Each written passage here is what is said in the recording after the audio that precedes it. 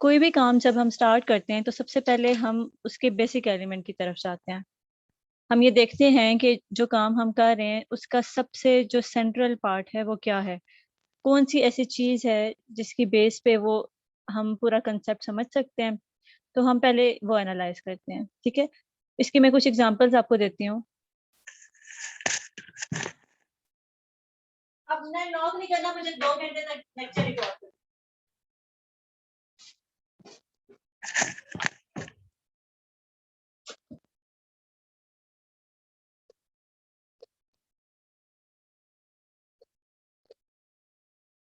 देखिए, अब फ़र्ज़ करें कि आपने एक बिल्डिंग बनानी है, ठीक है? तो आप क्या करेंगे कि आप ऐसा तो नहीं है कि सारा घर एक टाइम पे एक ही दफ़ा में बना लेंगे। आप जो ईंट होती है, जो ब्रिक होती है, उससे स्टार्ट लेंगे, राइट? एक ईंट से दूसरी ईंट जोड़ेंगे, पहले तो आप डिज़ाइन बनाएँगे, फिर जब आपको पता चल जाएगा कि मैंने इस तरह से बनाना है, इसको लेके चलना है, तो क्या करेंगे, पहले एक ईंट लगाएँगे, फिर उसके साथ दूसरी, फिर तीसरी, इसी तरह से करते-करते आपने यूँ पूरा जो है वो घर बना लेना है, ठीक है? इसी तरह से जब फॉर एग्ज़ाम्पल अगर ह्यूमन बॉडी की बात करें, एक डॉक्टर है, उसने क्या करना होता है, पूरे ऑर्गेनिज़्म को स्टडी करना होता है, पूरे ह्यूमन बॉडी को या एनिमल हैं, प्लांट्स हैं, जो भी, उसको जब स्टडी करना होता है, तो उसको समझने के लिए सबसे पहले वो क्या करते हैं, उसके सेल की तरफ जाते हैं, जो सेल होता है, जो बेसिक आपकी बॉडी का पार्ट है, उसकी तरफ जाते हैं, उसको समझते हैं, उसका सारा फंक्शनैलिटी, उसके सिस्टम, उसके अंदर ईच एंड एवरीथिंग, उसको देखते हैं, समझते हैं। फिर ही उसके बाद वो आहिस्ता-आहिस्ता अपना लेवल अप करते हैं, फिर देखते हैं टिश्यूज़ को, ऑर्गन ऑर्गन सिस्टम, फिर इस तरह करते-करते वो सारे सिस्टम्स को देखते हैं बॉडी के, और ओवरऑल फिर उन्हें पूरी ह्यूमन बॉडी की समझ आ जाती है। तो इसी तरह से जब आपने कोई लैंग्वेज को समझना होता है, तो उसके लिए भी कुछ सेट ऑफ प्रिंसिपल्स होने चाहिए, कुछ आपके पास रूल्स होने चाहिए, कुछ रेगुलेशंस होने चाहिए जो आप फॉलो करें। तो जब हम इंग्लिश की स्पेसिफिकली बात कर रहे थे, इंग्लिश ग्रामर हमारे लिए बहुत इंपॉर्टेंट हो जाती है, ठीक है? तो इंग्लिश लैंग्वेज को समझने के लिए आपको जो है वो ग्रामर पे ग्रिप होनी चाहिए। तो हम ये कह सकते हैं कि जो आपकी ग्रामर है, वो बेसिक फाउंडेशन है आपकी इंग्लिश लैंग्वेज की, ठीक है? समझ आ रही है कि अगर आपने इंग्लिश लैंग्वेज को समझना है तो आपको ग्रामर आनी चाहिए, और ग्रामर जो है, जैसे मैंने 2 एग्ज़ाम्पल्स आपको दिए हैं, उसमें फाउंडेशन थी ना, जैसे ब्रिक थी वो एक बिल्डिंग की फाउंडेशन थी, इसी तरह से समझ लें जो है आपके पास एक सेल है, वो बॉडी की लिए फाउंडेशन प्रूव हो रहा है। तो इसी तरह से अगर आपने जो है इंग्लिश लैंग्वेज को समझना है, तो आपके लिए grammar as a foundation work करेगी। फिर हम इस लेक्चर की आउटलाइन को देख लेते हैं, इस मॉड्यूल की स्पेसिफिकली आउटलाइन को। सबसे पहले हमने देखना है कि ग्रामर बेसिकली है क्या, ठीक है? जो ग्रामर मैंने आपको कहा है कि वो इंग्लिश लैंग्वेज को समझने के लिए इम्पोर्टेंट है, तो उसमें चीज़ें क्या-क्या आ जाती हैं, ग्रामर की डेफिनिशन क्या है, उसको हम कैसे देखते हैं किसी पर्टिकुलर ऑथेंटिक डेफिनिशन के कॉन्टेक्स्ट में। इसके बाद हमें रूल्स होने चाहिए। ग्रामर बेसिकली हैं ही set of rules and principles, तो हमें उन रूल्स से भी वाक़फ़ियत होनी चाहिए, उन रूल्स का भी पता होना चाहिए। तो वो हमने देखने हैं इस लेक्चर में। इसके बाद यहाँ पे ये जो modal verbs, active, passive voice, narration, subject verb, agreement, ये वो चीज़ें हैं जो आपने पहले से सुन रखी हैं, ठीक है? यहाँ पे हमने इनको थोड़ा-सा डिटेल में देखना है, और ये इसलिए देखना है क्योंकि ये आपके सेंटेंस स्ट्रक्चर को इम्प्रूव करेंगी, ठीक है? ऑब्वियसली फिर आपको ये भी पता होगा कि जब आपको ये चीज़ें आ जाएँगी ना, तो फिर आपको इनको जब आपको ये चीज़ें आ जाएँगी, तो फिर आप इनको इम्प्लीमेंट किसी भी तरह से कर सकते हैं, ठीक है? आपको ये पता होगा कि अच्छा, अब मैंने ये सेंटेंस लिखना है, तो मुझे लग रहा है कि यहाँ पे अगर मैं पैसिव वॉइस लिखूँ तो मेरा जो मज़े का बनेगा सेंटेंस। फिर आप कहते हैं कि अगर मैंने ये क्रिएटिव राइटिंग कर रही हूँ या नरेशन तो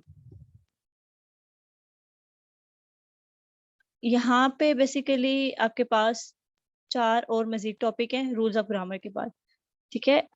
modal verbs, active, passive voice, narration, subject verb, agreement. इनमें से कुछ चीज़ें आपने पहले से सुन रखी हैं, आपको पता भी होगा, इनके यूसेज का भी पता होगा, फ़ैमिलियरिटी होगी। लेकिन यहाँ पे हमने थोड़ा-सा इन कांसेप्ट्स को रिवाइज़ करना है, रिकॉल करना है, और इनको अंडरस्टैंड भी करना है, ठीक है? और मॉडल वर्ब्स को देखेंगे, ये क्या-क्या होते हैं, एक्टिव पैसिव वॉइस को देखेंगे कि आप इनको अपने कॉन्टेक्स्ट में कैसे यूज़ कर सकते हैं। नरेशन है, नरेशन जो है बेसिकली आपके पास ज़्यादातर क्रिएटिव राइटिंग और स्टोरी टेलिंग राइटिंग में आ जाती है। और सब्जेक्ट वर्ब एग्रीमेंट एक कह लें यूनिवर्सल चीज़ है ग्रामर के लिए, वो आपने हर सेंटेंस के अंदर मेंटेन रखनी होती है, ठीक है? और आपने ये इनको फॉलो करना होता है चीज़ों को। ज़रूरी है कि हमें इनसे फ़ैमिलियरिटी हो, ठीक है? इन कांसेप्ट से, ताकि हम उसको इम्प्लीमेंट कर सकें जब हमें ज़रूरत हो। और चीज़ें आपको सब आती होंगी, ठीक है? आपको पता होंगी पहले से, लेकिन क्या है कि हमने रिकॉल करना है हमें, ताकि जब ज़रूरत हो तो हम उसको अच्छे तरीके से इम्प्लीमेंट कर सकें, अपनी मेमोरी से वो चीज़ निकाल के ले आएँ जो हमें चाहिए, और हम अपने सेंटेंस को बेहतर कर सकें। तो कोर पर्पस इसका यही है। यहाँ पे एक और बात देख लें, इसमें जो इंट्रोडक्शन टू ग्रामर और रूल्स ऑफ ग्रामर है, वो मैंने इस मॉड्यूल में कवर करना है, ठीक है? मॉड्यूल के इस लेक्चर में। इसके बाद वाले जो हैं आपके पास modal verb, active passive voice narration और सब्जेक्ट वर्ब एग्रीमेंट, ये जो है ना, ये आपके मॉड्यूल 5 के अंदर आएँगे, ठीक है? और उसके भी जो सेंटेंस स्ट्रक्चर वाला पार्ट है, उसके अंदर कवर करना है। वो इसलिए कवर करना है हमने बाद में, ताकि आपको पहले से ये चीज़ें थोड़ी-सी हों कि आप करने क्या जा रहे हैं कंटेंट राइटिंग के अंदर, ठीक है? एक वो आपको एक्सपोज़र मिल जाएगा अगले मॉड्यूल्स में।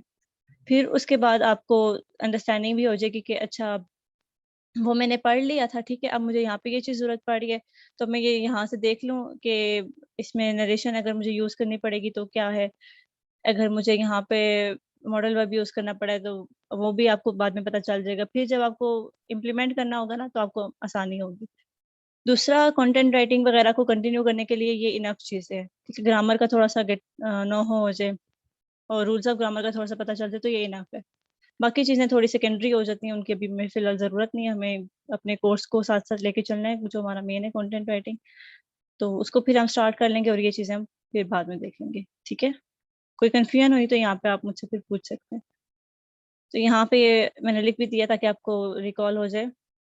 अभी फ़िलहाल हम मॉड्यूल 2 के ये पहले 2 टॉपिक्स कर रहे हैं और ये वाले जो हैं हम सेंटेंस स्ट्रक्चर में कवर करेंगे। अच्छा, अब इसकी डेफ़िनेशन को देख लेते हैं और ये ऑक्सफोर्ड अमेरिकन डिक्शनरी के कॉन्टेक्स्ट में है डेफ़िनेशन, ठीक है? तो ग्रामर का बेसिकली मैंने आपको जैसे पहले बताया, तो ये क्या है? रूल्स हैं। क्या है? रूल्स हैं। अब बेसिकली ग्रामर में ना हम लोग क्या करते हैं, स्टडी तो वर्ड्स की करते हैं, क्योंकि आपको पता है लैंग्वेज है, लैंग्वेज बनती ही वर्ड से है।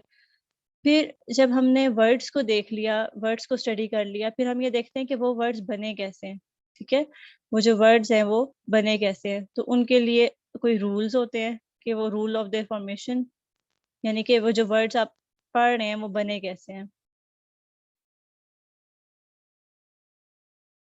इन्हीं वर्ड्स को आपने देखना होता है।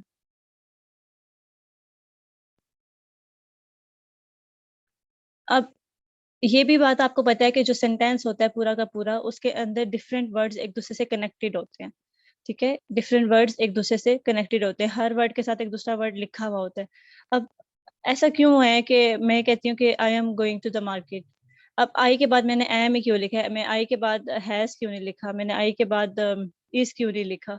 तो अब रीज़न होती है हर चीज़ के पीछे। अगर मैंने कोई सीक्वेंस पर्टिकुलर रखा हुआ है, तो उसके पीछे क्या रीज़न है? क्यों मैंने किन रूल्स को फ़ॉलो किया है? तो वो सब चीज़ें भी आ जाती हैं कि जो वर्ड्स हैं उनके आपस में रिलेशन क्या है, रिलेशनशिप क्या है, ठीक है?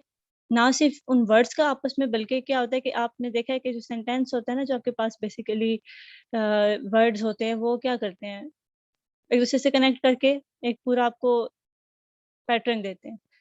तो आप इसको यूँ समझ लें कि वर्ड्स हैं, वो वर्ड्स मिलके क्या बना रहे हैं, ठीक है? सेंटेंस ही बना रहे हैं ना, सेंटेंसेस बना रहे हैं, वो सेंटेंसेस फिर आपके पास एक पैराग्राफ बना रहे होते हैं।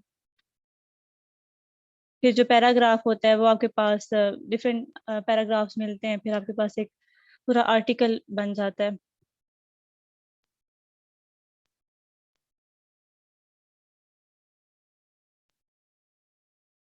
ठीक है? तो ये एक छोटा-सा ओवरव्यू है, अब इसको देखें। तो क्या है कि जो वर्ड्स हैं वो आपस में कैसे कनेक्ट हैं, ठीक है? और वो दूसरे सेंटेंसेस से भी कैसे लिंक कर रहे हैं। फिर जब आप ओवरऑल देखते हैं पूरे अपने कॉन्टेक्ट को, सॉरी, फिर आप अपने जब पूरे कंटेंट को एनालाइज़ करते हैं, फिर आप उन सारी चीज़ों का आपस में रिलेशन देखते हैं, कि जो मेरे सेंटेंसेस हैं, उसमें वही बात हो रही है जो मेरे पूरे ओवरऑल बात अव इसके बाद फिर आप देखते हैं कि जो आपका वर्ड है वो सेंटेंस से लिंक कर रहा है, सेंटेंस आपका वर्ड से लिंक कर रहा है, नहीं कर रहा, ईच एंड एवरीथिंग। फिर आप ये भी देखते हैं कि जो आपके पूरे पैराग्राफ में बात हो रही है वो ओवरऑल यूनिफ़ॉर्म है, पूरी एक ही बात हो रही है या कहीं पे कॉन्ट्रडिक्शन आ रहा है। अगर कोई एरर आ रहा है फिर आप उसको करेक्ट करते हैं।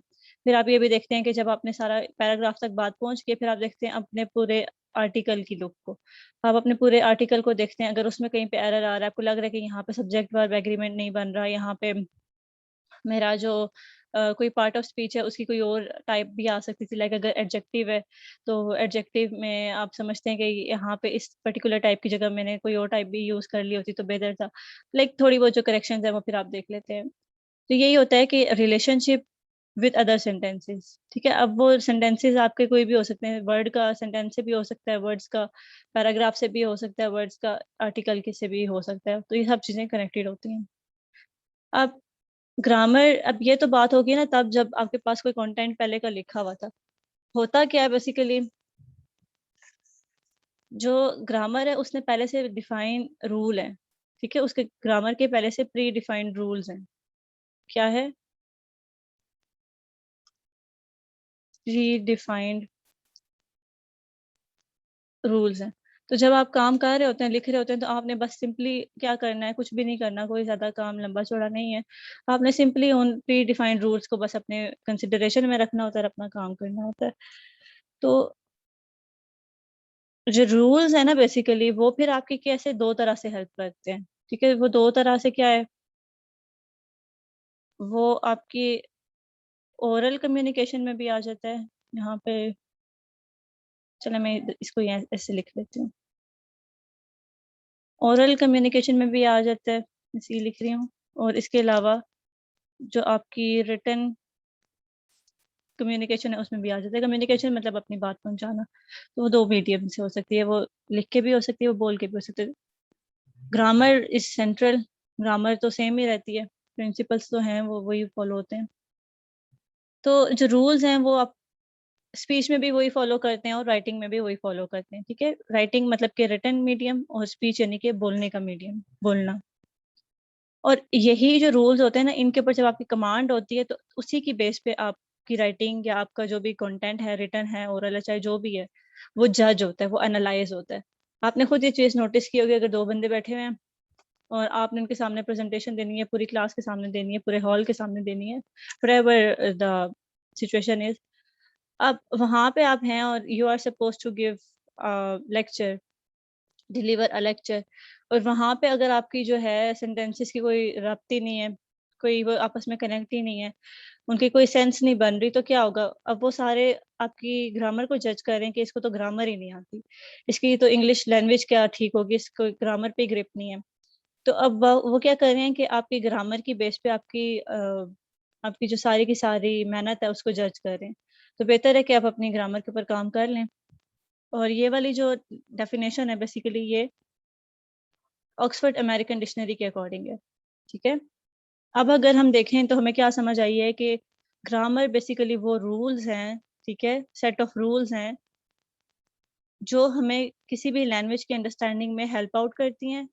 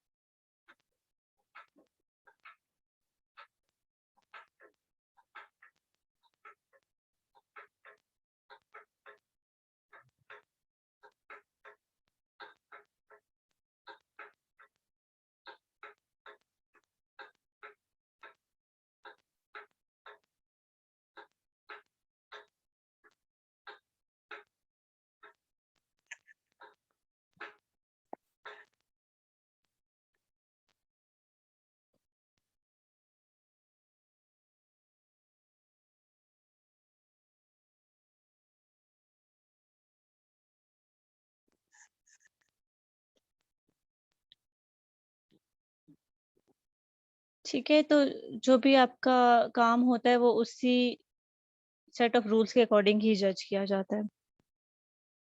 इसको अब हम आगे देखते हैं।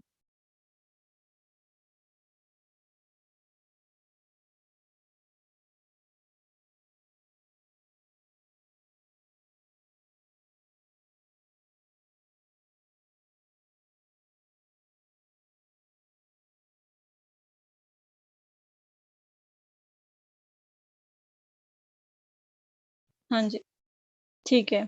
अब हम रूल्स ऑफ ग्रामर को स्टडी कर रहे हैं क्योंकि हमने देख लिया है ग्रामर क्या होती है, उसकी डेफिनेशन क्या होती है। अब जो ग्रामर है ना, अब जब ओके, अब हम रूल्स ऑफ ग्रामर की तरफ आ रहे हैं। ग्रामर को भी अंडरस्टैंड करने से पहले आपके दिमाग में ये चीज़ होनी चाहिए कि हम लोग इसमें वर्ड से ही डील करेंगे, ठीक है। जो मैंने आपको पहले एक बताया था, वर्ड्स होते हैं, सेंटेंसेस होते हैं, ईच एंड एवरीथिंग। तो वर्ड्स ही हैं, बस आपने ये चीज़ देखनी है कि आप उनके कनेक्शन को अंडरस्टैंड करें, ठीक है। कनेक्शन अंडरस्टैंडिंग है। अगर मैं इसको अपने लिए सिंपल अल्फाज में समझूं तो मेरे लिए यही है। वर्ड क्या है?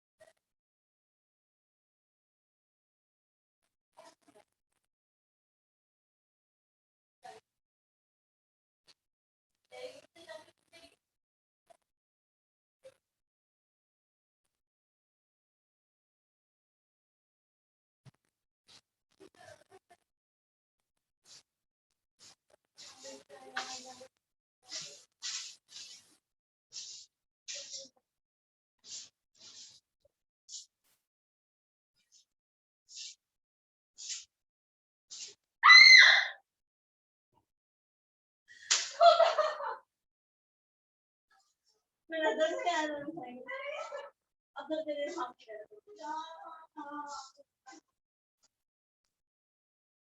प्रोजेक्शन काफी प्यारा था, तो हम इंजीनियर भी कर सकते हैं।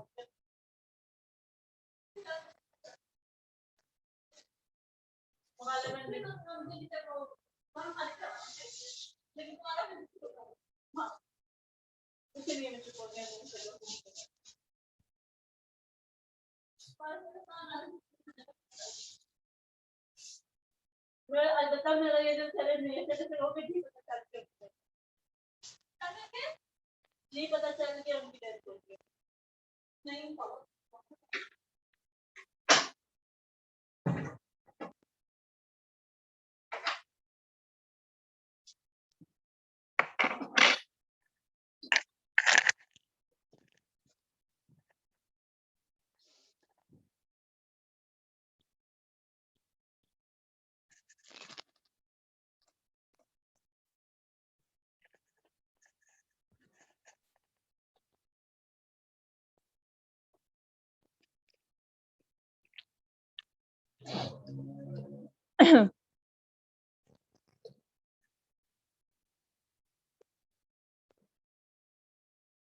ठीक है, तो अगर मैं ग्रामर को अपने लिए आसान लफ्जों में मजीद डिस्क्राइब करना चाहूँ तो मैं ये कह देती हूँ कि इट्स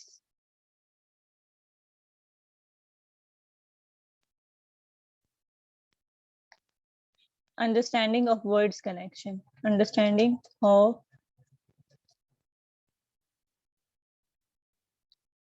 वर्ड्स।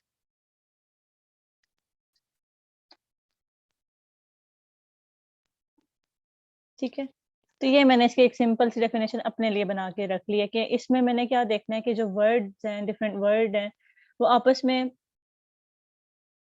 तो इसमें मैंने एक अपने लिए सिंपल सी डेफिनेशन बना ली है कि मैं ये देखूंगी जो डिफरेंट वर्ड्स हैं वो आपस में कैसे कनेक्ट हुए हैं, ठीक है। अब यहाँ पे आ जाए,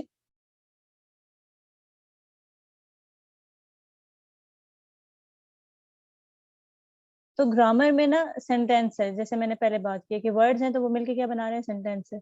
अगर मैं कहती हूँ कि जो सेंटेंस है उसको कंप्लीट होना चाहिए, तो उसके लिए क्या प्रेफरेंस है, क्या उसके लिए पहले से रिक्वायरमेंट है, वो ये है कि उसके अंदर एक सब्जेक्ट होना चाहिए और प्रेडिकेट होना चाहिए। अब सब्जेक्ट और प्रेडिकेट से तो आप लोग फेमिलियर हैं ही। सब्जेक्ट क्या होता है, काम करने वाला, डूअर ऑफ एक्शन।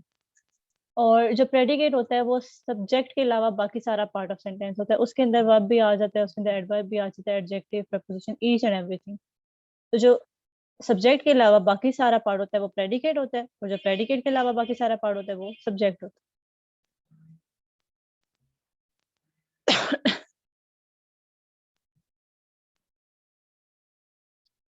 अब फॉर एग्जांपल इस पहले रूल के लिए मैं यहाँ पे एग्जांपल लिख लेती हूँ, I am going to market.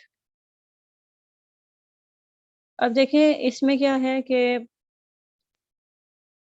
जो आई है ना, आई ये आपके पास क्या है, सब्जेक्ट है, ठीक है। और एम गोइंग टू मार्केट ये आपके पास क्या है, प्रेडिकेट है, सॉरी, ठीक है, ये प्रेडिकेट हो गया। इसके बाद वाला जो रूल है वो भी इसी एग्जाम्पल से लिंक करता है, इस पहले पॉइंट से ही लिंक करता है, और ये हमें कहता है कि जो सेंटेंस होता है वो कैपिटल लेटर से स्टार्ट होता है। कैपिटल यानी कि उसका जो इनिशियल है वो बड़ा होगा, छोटे अल्फाबेट्स नहीं होंगे, बड़े अल्फाबेट्स होंगे इंग्लिश के।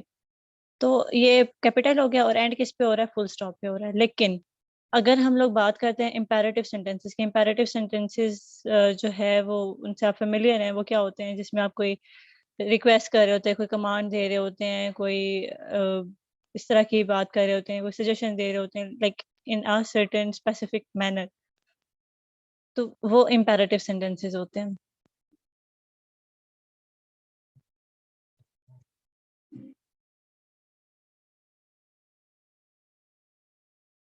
तो ये जो सेकंड वाला आपके पास सेंटेंस है वो, यहाँ पे क्या हो गया, आई आपके पास सब्जेक्ट है और गोइंग टू द, आई आपके पास सब्जेक्ट है, ठीक है, और एम गोइंग टू मार्केट ये आपके पास प्रेडिकेट है। तो मैंने क्या कहा था कि जो काम करने वाला होता है वो सब्जेक्ट होता है, और प्रेडिकेट उस सब्जेक्ट के अलावा बाकी सारा पार्ट होता है, क्यों कह लें, या फिर जो प्रेडिकेट के अलावा बाकी सारा पार्ट होता है वो सब्जेक्ट होता है, एक ही बात है। तो सेकेंड हमारे पास रूल है वो भी इससे लिंक कर रहा है, इसी से ही कनेक्टेड है, और ये हमें कहता है कि जो आपका पहला जो वर्ड होता है ना जिससे आपका सेंटेंस स्टार्ट हो रहा होता है वो कैपिटल होना चाहिए, वो बड़ा होना चाहिए, बड़े अल्फाबेट्स होने चाहिए।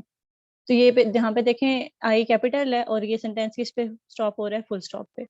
जो एंड हो सेंटेंस का वो फुल स्टॉप पे होना चाहिए, तो फुल स्टॉप पे हो गया। लेकिन जब हम इम्पेरेटिव सेंटेंसेस की बात करते हैं तो इस रूल के अंदर थोड़ी सी मॉडिफिकेशन आ जाती है। सिर्फ और सिर्फ इम्पेरेटिव सेंटेंसेस वो हैं जिसमें आपका सेंटेंस फुल स्टॉप पे एंड नहीं होता, ठीक है। एक्सेप्शन वो चीज़ होती है जो, वैसे तो वो रूल जनरल होता है, वो सब जगह होल्ड करता है, लेकिन किसी पर्टिकुलर एक दो जगह पे वो चीज़ डेविएट कर जाती है, वो चीज़ उस तरह से फॉलो नहीं होती।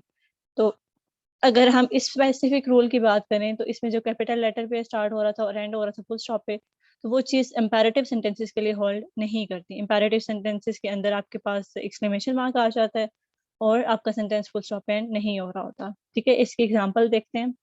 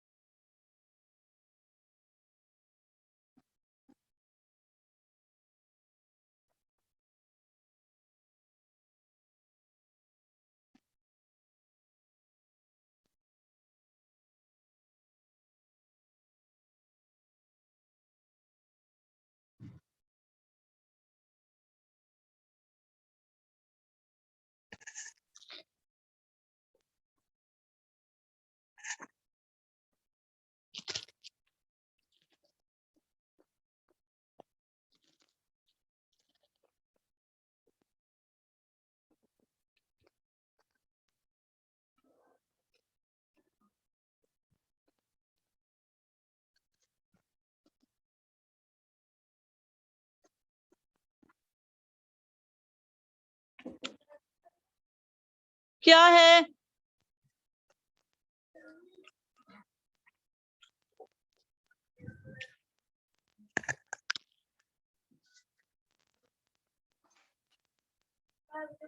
जाओ मैंने निकाली।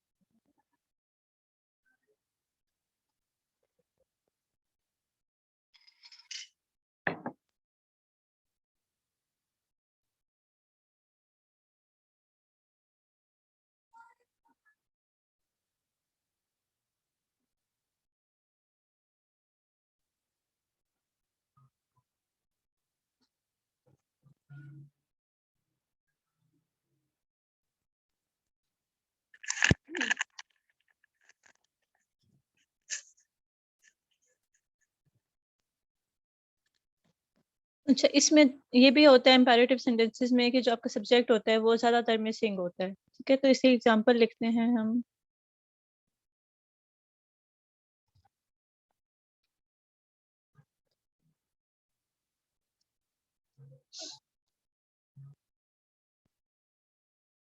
एग्जांपल में मैं कहती हूँ कि वेक अप नाउ, ठीक है। अक्सर आपकी मदर्स आपको सुबह सुबह कह रही होती हैं कि अब उठ जाओ, अच्छा खासा टाइम हो गया। तो क्या है वेक अप नाउ, इसको यहाँ रख लेते हैं। अब इसमें देखें कि आपके पास सब्जेक्ट नहीं है और ना ही ये फुल स्टॉप के ऊपर एंड हो रहा है, तो ये एक एक्सेप्शन थी। अब जो आपके पास ऑर्डर होता है ना वो भी मैटर करता है। कोई भी काम आप करते हैं वो किसी सीक्वेंस में तो होता ही है ना। अब ऐसा तो नहीं है कि जो सेंटेंस आप लिखने लगे हैं तो उसमें अपनी मर्जी से आपने प्रेपोजिशन से स्टार्ट कर दिया, उसके बाद आपका दिल कर रहा है कि मैं एक एडवर्ब लगा दूं, फिर आपने कहा कि चलो एक एडजेक्टिव भी हो जाए तो अच्छी बात है। फिर आप कहते हैं कि नहीं, इसके अंदर साथ में कोई एडजेक्टिव के बाद कंजंक्शन भी लगा देते हैं, फिर आपका दिल करे कि सब्जेक्ट भी आ जाए, फिर आप कहेंगे सब्जेक्ट के बाद या सब्जेक्ट से पहले वर्ब आ जाए, इस तरह से। तो मतलब ऐसा नहीं होता कि आपने अपनी मर्जी से ही जो है वो सेंटेंस का स्ट्रक्चर बना दिया और क्रिएट कर दिया। ऐसे नहीं होता, एक स्पेसिफिक पैटर्न होता है। तो वो पैटर्न क्या है कि आपके पास सब्जेक्ट हो, उसके बाद वर्ब हो और उसके बाद ऑब्जेक्ट हो। सब्जेक्ट जब आप देखेंगे तो आपको पता चलेगा कि काम हुआ है, ठीक है, किसी ने काम किया। Subject is the doer of action, ठीक है। जो सब्जेक्ट है वो आपके पास क्या है, doer of action. Subject doer of action. फिर आपके पास आता है ऑब्जेक्ट। ऑब्जेक्ट जिस पे काम होता है, ठीक है। तो मैं कह देती हूँ acted upon, action acted upon. फिर वर्ब जो होता है बेसिकली वो आपको बताता है कि क्या काम था। वर्क कह लें या आप कह लें कि एक्शन, ठीक है। तो ये इस तरह से है। इसके बाद देखते हैं, इसको एक एग्जांपल के थ्रू ही समझ लेते हैं ताकि हमें ये बाकी थोड़ी सी चीजें वो भी समझने में आसानी हो। नेक्स्ट पॉइंट जो है हमारा subject verb agreement.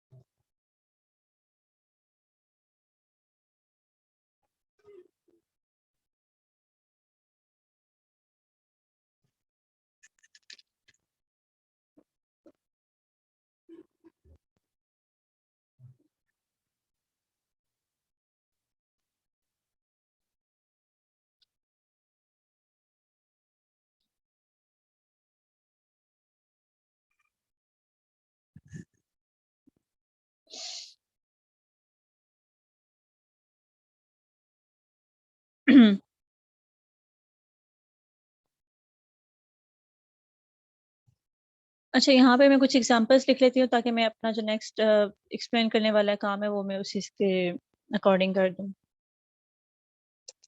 I am going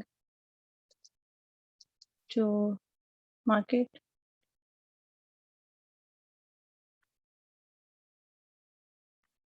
they are going to market. He is going to market, ठीक है। अब देखें यहाँ पे क्या हो रहा है। यहाँ पे मैंने 3 सेंटेंसेस लिखे हैं, ठीक है।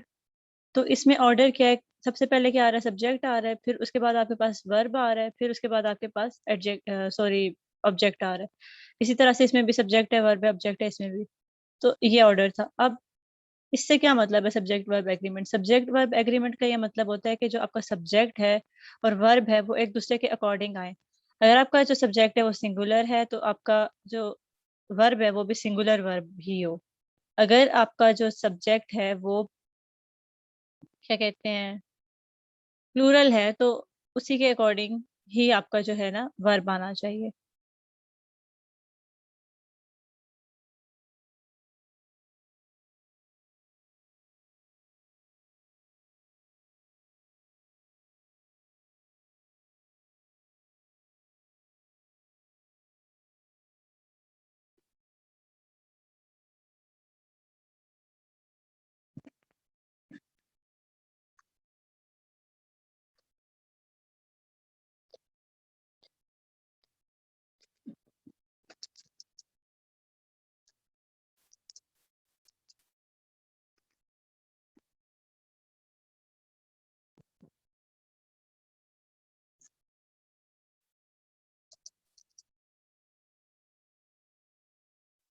ठीक है, तो यहाँ पे मैं एग्जांपल लिख रही हूँ, they are going to market.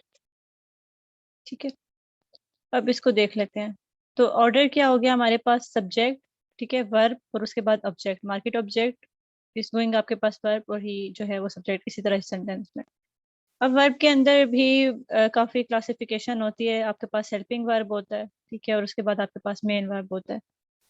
तो इस तरह से है सिचुएशन। अब इस नेक्स्ट पॉइंट को देखें, सब्जेक्ट वर्ब एग्रीमेंट का क्या मतलब है। सब्जेक्ट वर्ब एग्रीमेंट बेसिकली ये होता है कि आपका जो सब्जेक्ट है और वर्ब है वो एक दूसरे के अकॉर्डेंस में है। अगर आपका सब्जेक्ट सिंगुलर है तो आपका जो वर्ब है वो भी सिंगुलर वर्ब वाला ही होगा। ठीक है, अगर आपके पास जो आपका सब्जेक्ट है वो प्लूरल है तो आपके पास जो आपका वर्ब आएगा वो भी उसी के अकॉर्डिंग ही आएगा। ठीक है, अब ऐसा नहीं हो सकता मैं कहूँ कि ही आर गोइंग टू मार्केट और मैं ये भी नहीं कह सकती कि दे इज गोइंग टू मार्केट। ठीक है, तो आपने थोड़ा सा देखना होता है ताकि आपका ग्रामेटिकल एरर ना आए।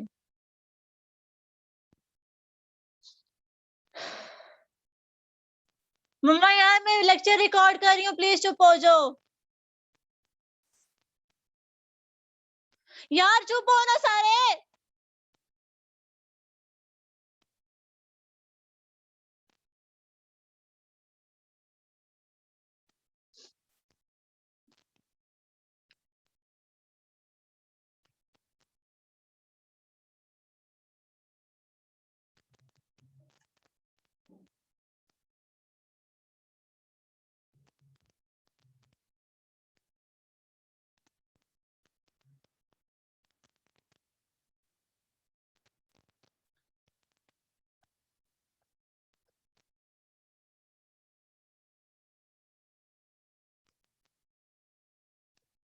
अच्छा, इसके बाद जो अगला रूल है हमारा वो ये है कि हमने कंजंक्शन का एक अच्छा इस्तेमाल करना है। ठीक है, कंजंक्शन आपको पता है कि वो दो वर्ड्स को या दो सेंटेंसेस को आपस में कनेक्ट करने के लिए इस्तेमाल होते हैं, लाइक एंड, बिकॉज, बिसाइड्स, इस तरह से कुछ वर्ड्स होते हैं। ये हम पहले डिस्कस कर चुके हैं अपने पार्ट्स ऑफ स्पीच में। ठीक है, तो अब देखें कि वही चीजें इंप्लीमेंट हो रही हैं, इसलिए मैंने पहले आपको कवर करवा दी थी। अब इसको भी एग्जाम्पल के थ्रू समझ लेते हैं। मैं एक एग्जाम्पल लिखती हूँ कि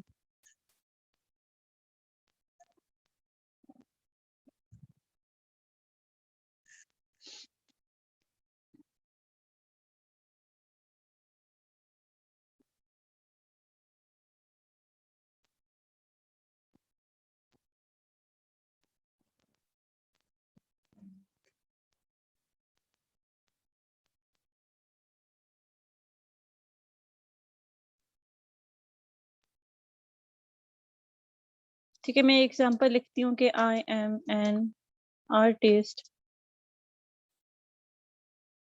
वेयर एज शी इज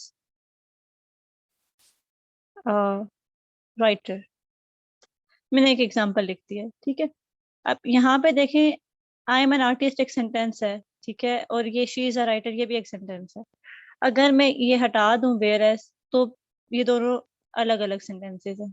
ठीक है, ये इस तरह से कर दें अगर हम, तो ये अलग सेंटेंसेस हैं। लेकिन मैं कहती हूँ कि कोई ऐसा हो वर्ड जो इन दो सेंटेंसेस को आपस में लिंक कर सके। ठीक है, मैं कहती हूँ कि कोई ऐसा वर्ड हो जो दो इन सॉरी जो कि इन दो सेंटेंसेस को आपस में लिंक कर दे। तो वो क्या होगा हमारे पास, यहाँ पे फिर कोई चीज आनी चाहिए, यहाँ पे कोई वर्ड ऐड होना चाहिए ना। तो वो वर्ड क्या होता है, वो कंजंक्शन होते हैं। ठीक है, तो मैंने इसीलिए कहा है कि जो दो आइडियाज हैं, दो डिफरेंट बातें हैं, यहाँ पे राइटर की बात हो रही है, यहाँ पे आर्टिस्ट की बात हो रही है। तो इनको कनेक्ट कौन कर रहा है, इनको कोई कंजंक्शन कनेक्ट करेगा, कोई वर्ड होना चाहिए ना, और वो वर्ड क्या है, वो क्या है, कंजंक्शन। ठीक है, तो इसलिए आप कंजंक्शन की इम्पोर्टेंस को ज़रा कम ना लें। वो यहाँ पे दो आपके आइडियाज़ को कनेक्ट करते हैं। और अगर आप अब चाहते हैं कि आपके आइडियाज़ और आपके जो सेंटेंसेस हैं वो एक दूसरे से अच्छे तरीके से लिंक हो, तो उसके लिए कंजंक्शन पे ग्रिप चाहिए। तो इसको जैसे मैंने पहले लिखा था मैं उसी तरह ही कर देती हूँ। यहाँ पे आ जाएगा where as.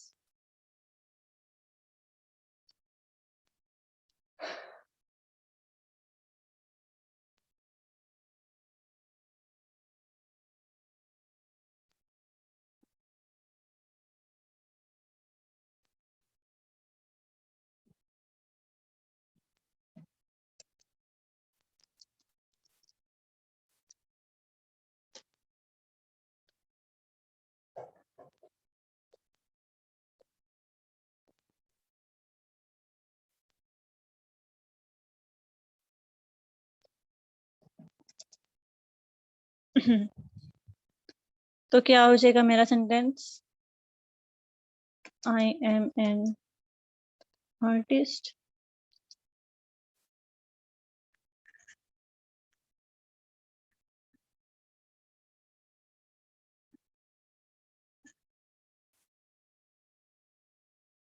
Where as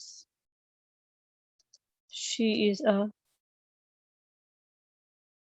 writer. ठीक है। तो यहाँ पे क्या हुआ, वेयर एज जो है वो इन दो सेंटेंसेस को आपस में लिंक कर रहा है।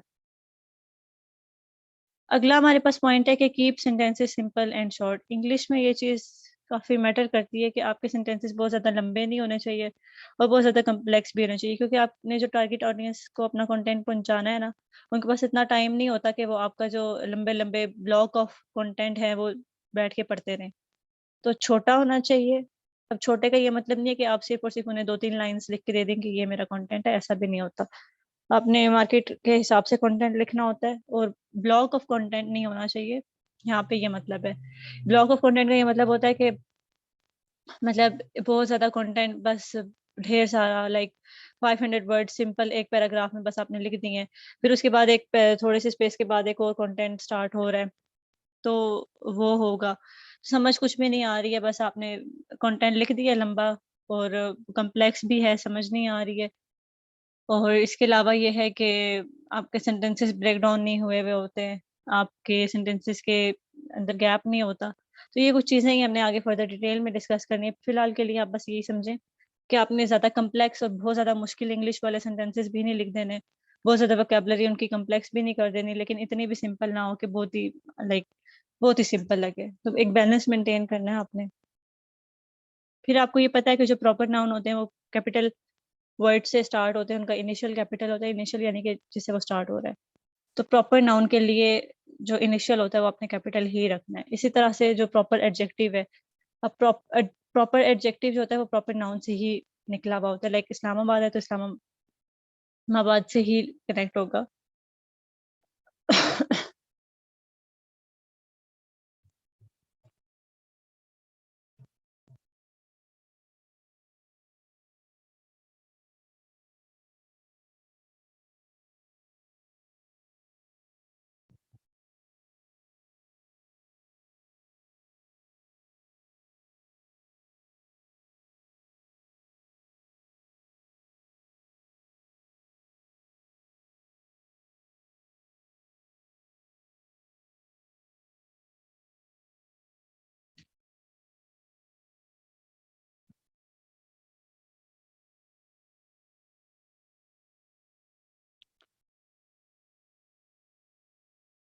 लाइक फॉर एग्जांपल अगर हम इसकी एग्जांपल लें तो हम कह सकते हैं पाकिस्तान।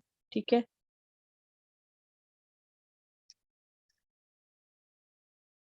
और इसके लिए अगर मैं कहूँ एग्जांपल तो वो क्या हो सकती है, पाकिस्तानी। ठीक है। अब देखें, मैं कहती हूँ कि आई एम फ्रॉम पाकिस्तान। ठीक है। और मैं यहाँ पे कहती हूँ माई नेशनलिटी इज पाकिस्तानी, या इस तरह से पाकिस्तानी फूड इज बेस्ट, कुछ भी। तो अब ये जो है ना, ये एक प्रॉपर एडजेक्टिव के तौर पे आ रहा है।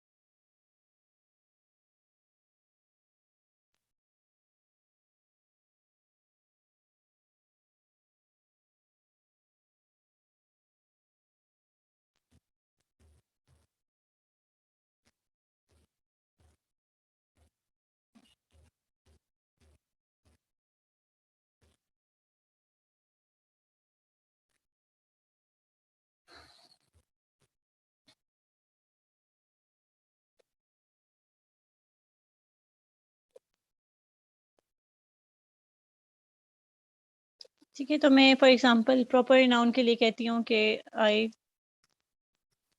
वेंट टू चाइना, लेट्स से।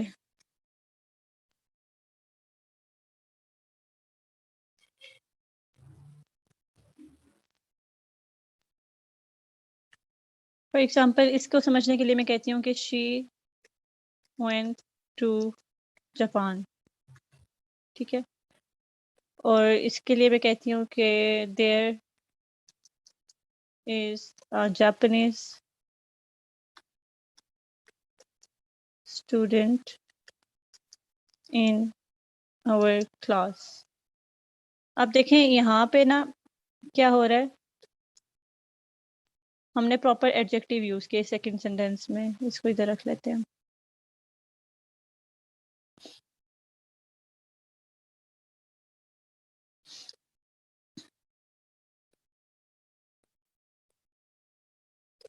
देखिए यहाँ पे मैंने दो सेंटेंसेस लिखे हैं, शी वेंट टू जापान, यहाँ पे फुल स्टॉप भी आएगा, और ये है there is a Japanese student in our.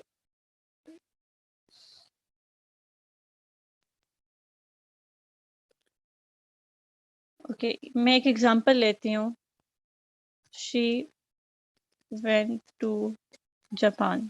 ठीक है, और एक और एग्जांपल लेती हूँ, there is a Japanese student in our class. अब देखें यहाँ पे जो है जापान, ये एक प्रॉपर नाउन है तो इसलिए वो कैपिटल हो गया।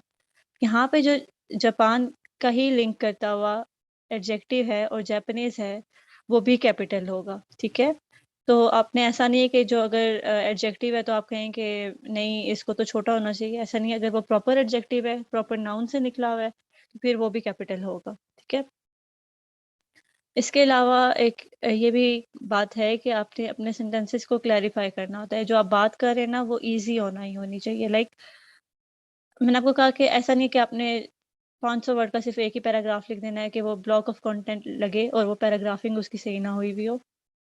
तो क्लैरिटी के लिए जो सबसे बेस्ट चीज़ होती है ना, और उसकी रीडेबिलिटी को थोड़ा बेहतर करने के लिए, वो कोमा होता है। ठीक है, कोमा आप ऐड कर दें आपके, ताकि रीडर को पता चले यहाँ पे एक आइडिया या एक थॉट कंप्लीट हो गई है और यहाँ से फिर एक नई थॉट स्टार्ट हो रही है। तो यू शुड कंसीडर एडरिंग।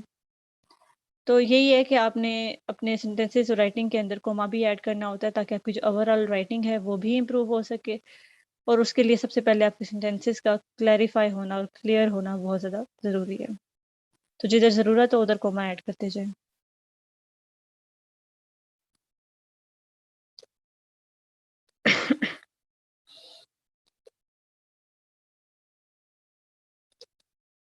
अच्छा जी, इसके बाद जो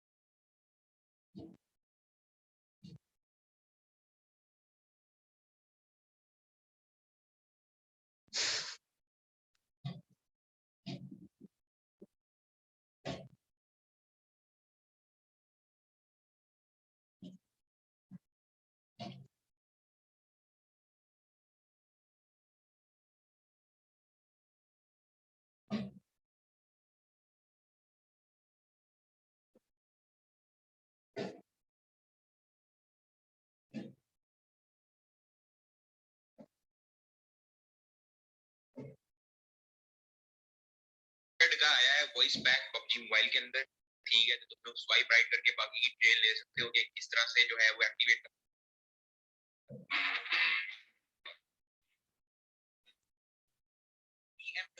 यानी कि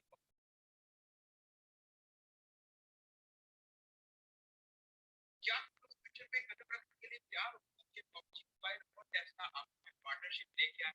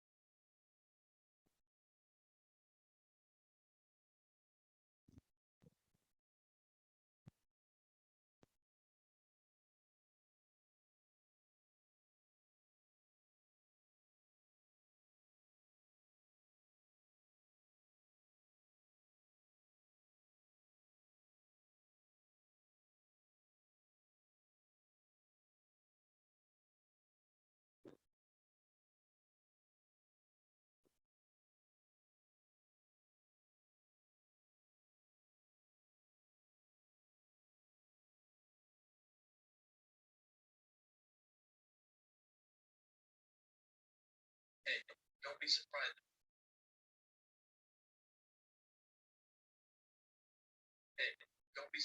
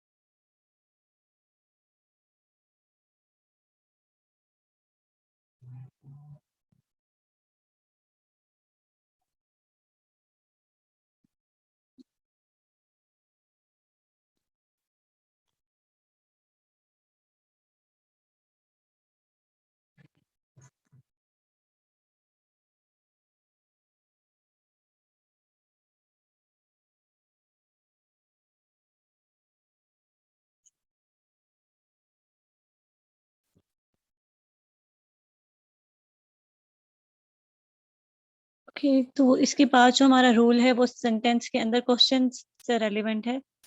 जब आपने सेंटेंस के अंदर क्वेश्चन पूछना होता है या क्वेश्चन लिखना होता है, तो आपने पहली बात है उसको सेंसिबली करना है, ठीक है? वही बात यहाँ पे भी आ जाती है कि सब्जेक्ट वर्ब एग्रीमेंट भी होना चाहिए, लेकिन यहाँ पे कुछ रूल्स भी फॉलो होते हैं, जो कि जनरल ही हैं, सब सेंटेंसेस में तकरीबन वही होते हैं कि आपका क्वेश्चन वर्ड एक स्टार्ट में आ जाए और उसके बाद फिर आपका जो सब्जेक्ट है वो आता है। आपको पता है जो बी की फॉर्म होती है उसकी आगे क्लासिफिकेशन होती है, ठीक है? जो बी होता है उसके लिए हम लोग कहते हैं is, M, are, was, were.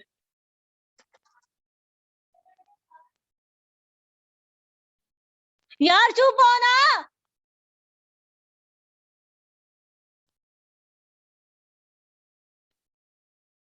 Was, वर और बीन यूज होते हैं, ठीक है? अब यहाँ पे एक एग्जांपल लिखी हुई है कि यू आर अ राइटर। अब अगर हमने इसका सेंटेंस बनाना हो, इस सेंटेंस का क्वेश्चन बनाना हो, तो क्या हो जाएगा कि आपके पास जो आर है, जो कि आपके पास ऐसा यहाँ पे वर्ब,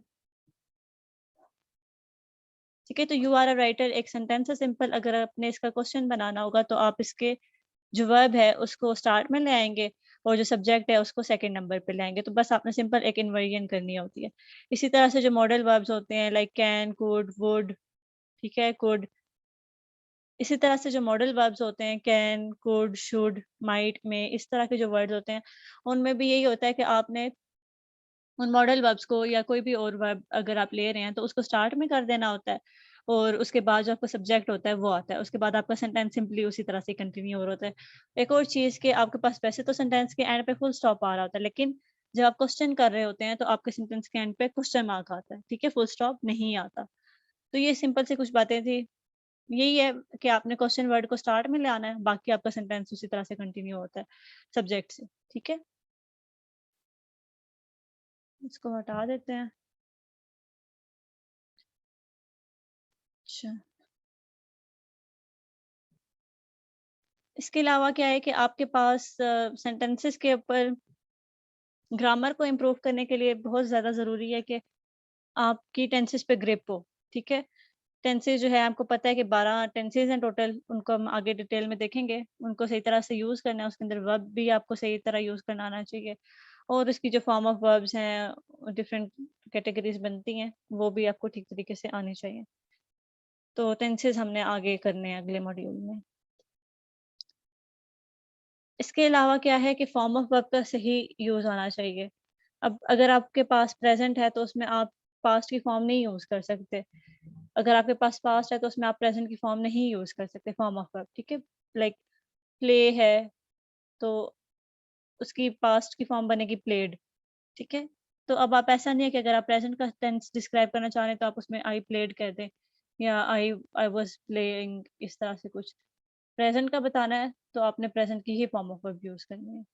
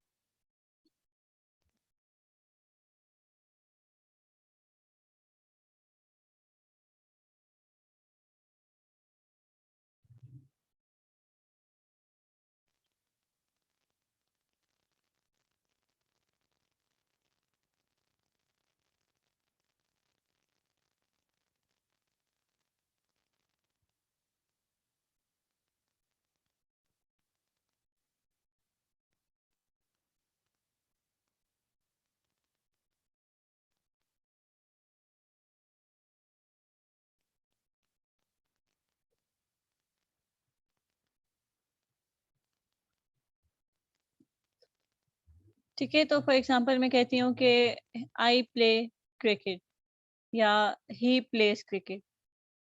अच्छा, फॉर एग्जांपल अगर मैं कहती हूँ कि ही प्लेज क्रिकेट, अब यहाँ पे देखें जो पहला सेंटेंस है हमारा, ही प्लेज क्रिकेट,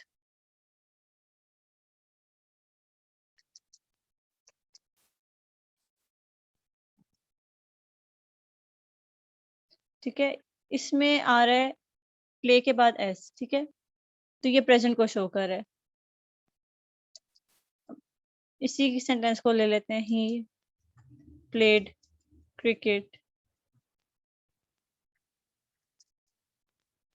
चलें इतना ही रखते हैं। अब इसको देखें तो यहाँ पे एक सेंटेंस ले लेते हैं, आई, यहाँ पे एक सेंटेंस ले लेते हैं, he plays cricket every day. और एक और एग्जांपल ले लेते हैं, ही प्लेड क्रिकेट यस्टरडे। एक मिनट।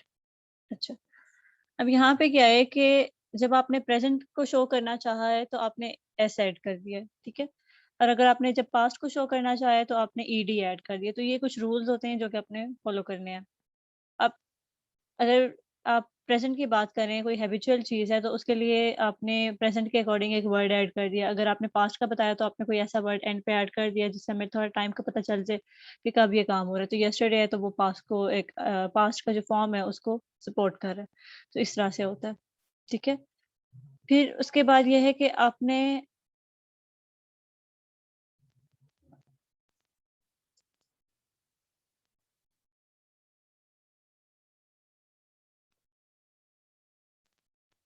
और अगर इसी तरह से आपने फ्यूचर के बारे में बताना है तो आप फिर इसी सेंटेंस को कह सकते हैं कि he will play cricket tomorrow.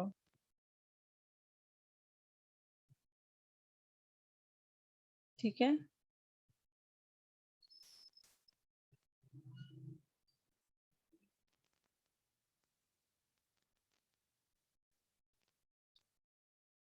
और इसी तरह से अगर आपने फ्यूचर का करना हो तो आप विल की फॉर्म लगा देंगे और कह देंगे कि he will play cricket tomorrow, इस तरह से। अच्छा, अब बेसिकली जो कलेक्टिव नाउन हमने पढ़ा था ना, उसको भी यूज़ करने का तरीका होता है, ठीक है? उसके आगे से कुछ क्लासिफिकेशन है उसको देख लेते हैं। और इसको भी समझने से पहले आपको ये पता होना चाहिए कि हमारे पास मेनली इंग्लिश की 2 कैटेगरीज़ बनती है। एक ब्रिटिश इंग्लिश होती है और एक अमेरिकन इंग्लिश होती है, ठीक है? तो जो ब्रिटिश इंग्लिश है, उसके अकॉर्डिंग हम लोग कहते हैं कि आप कलेक्टिव नाउन के साथ अपना जो वर्ब यूज़ कर रहे हैं, ठीक है? या आप कह रहे हैं कि जो आप कलेक्टिव नाउन को ले रहे हैं एज़ अ होल, वो ब्रिटिश के अकॉर्डिंग प्लूरल भी ले सकते हैं और सिंगुलर भी ले सकते हैं। लेकिन जब आप अमेरिकन इंग्लिश की बात करते हैं, तो उसमें आपने सिंगुलर ही लेना है कलेक्टिव नाउन को। इसकी एग्ज़ाम्पल देखें, व्हिच टीम इज़ विनिंग।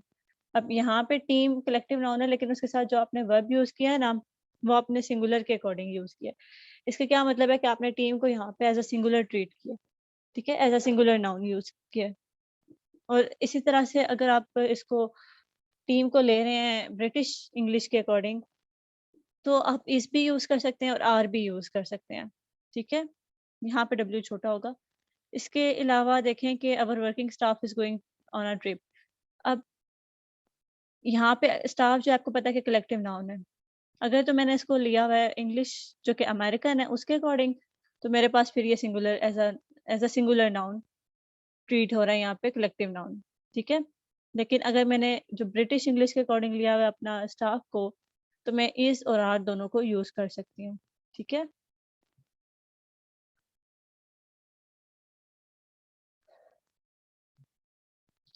अच्छा, इंग्लिश लैंग्वेज में बेसिकली हमारे पास कुछ वर्ड्स ऐसे होते हैं जो कि थोड़े कन्फ्यूज़िंग होते हैं और हम अक्सर इसमें मिस्टेक कर जाते हैं, ठीक है? तो हम पहले ही उस चीज़ को देख लेते हैं कि क्या-क्या ऐसी पॉसिबिलिटीज़ हैं जहाँ पे हमारी मिस्टेक्स होने वाली है, ताकि हम उसको होने से पहले ही अवॉइड कर लें तो बेहतर है। अब आपने अक्सर देखा होगा कि इट्स होता है और इट्स, दोनों इट्स ही हैं, लेकिन इनकी पहली बात है देखने में डिफ़रेंस है, इसमें एपॉस्ट्रोफ़ी ऐसा आ रहा है और इसमें एपॉस्ट्रोफ़ी नहीं आ रहा। तो इनके देखने में लुक डिफरेंट है और इसकी जो यूसेज है वो भी काफ़ी हद तक डिफरेंट है। अच्छा, ये जो है ना जिसमें एपॉस्ट्रोफी होती है उनको कहते हैं कॉन्ट्रैक्शंस। अब ये जो है इसकी फुल फॉर्म बनती है इट इज़, लेकिन ये कॉन्ट्रैक्ट करके लिख दिया गया है इट्स, ठीक है? तो इसको देखें। अब ये जो कुछ वर्ड्स ऐसे होते हैं जिसकी 2 कॉन्ट्रैक्शन फॉर्म जो कॉन्ट्रैक्शन फॉर्म्स कुछ ऐसी होती हैं जिसकी आगे से 2 फुल फॉर्म्स बनती हैं। अब जैसे ये वाला जो है ना इसकी बनती है इट इज़ और इट हैज़ 2 बनती हैं। लेकिन हम आगे जाके देखेंगे कि कुछ होती हैं जिनकी एक ही बनती है। लाइक वी और आगे मैं लिख दूँ।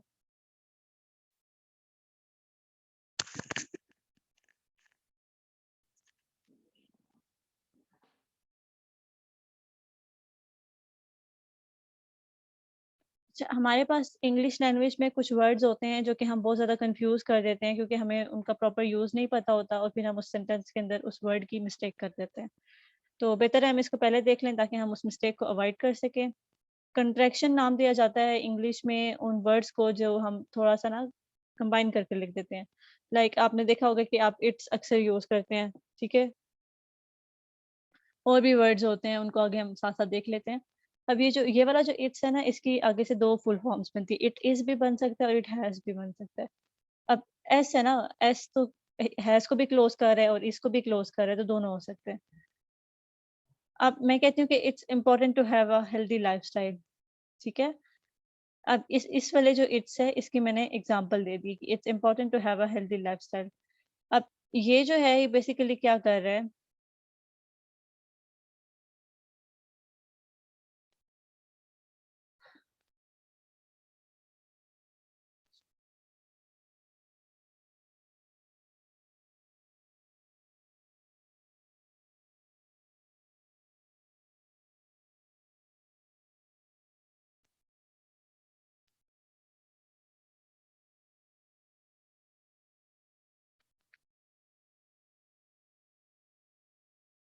ठीक है। तो इसका इस सेंटेंस में ये मतलब है कि it is important to have a healthy lifestyle, दोनों हो सकते हैं, लेकिन इस सेंटेंस में इट इज आएगा, ठीक है। इसकी जो यूटिलाइजेशन बनती है, इम्प्लीमेंटेशन बनती है, वो इट हैज नहीं आता, इट इज आएगा। It is important to have a healthy lifestyle, okay. और जो हमारे पास दूसरा है इट्स, ये वाला जो पहले वाला है, उसका मतलब होता है पोजेशन शो करना, ठीक है। जब आपने किसी चीज के साथ लिंक करना होता है, कोई वर्ड, कोई मलकियत शो करनी होती है, कोई बात रिलेट करनी होती है, तो आप तब इट्स यूज करते हैं, ठीक है। तो यूज इट्स फॉर पोजेशन।